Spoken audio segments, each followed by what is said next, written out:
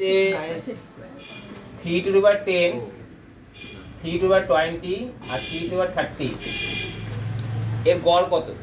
গড় করার নিয়ম কি? অ্যাভারেজ গড় করার নিয়ম কি? যোগ করো, যোগ করে 3 দিয়ে ভাগ করো। তিনটে সংখ্যা যেহেতু আছে তো যোগ করে 3 দিয়ে ভাগ করো। তাহলে এটাকে এখান থেকে এরকম করে লেখা যায় 3 টু দি পাওয়ার 10 কে 3 to the power 9 into 3 to the power 1 আর 3 to the power 19 into 3 to the power 1, 3 to the power 29 into 3 to the power 1 by কত লেখা যেতে? 3 লেখা যেতে পারে।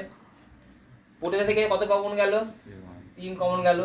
তাহলে কত হলো? 3 to the power 9, 3 to the power 19 plus 3 to the power 29 by কত? 3, 3 3 কেটে দাও। উত্তর কত হলো? 3 to the power 9, 3 to the power 19 plus 3 to the power 29, এটাই অ্যান্সার।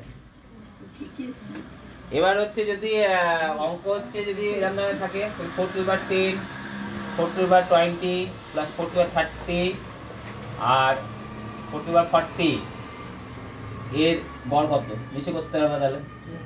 হ্যাঁ ঠিক একইভাবে গড় করবা।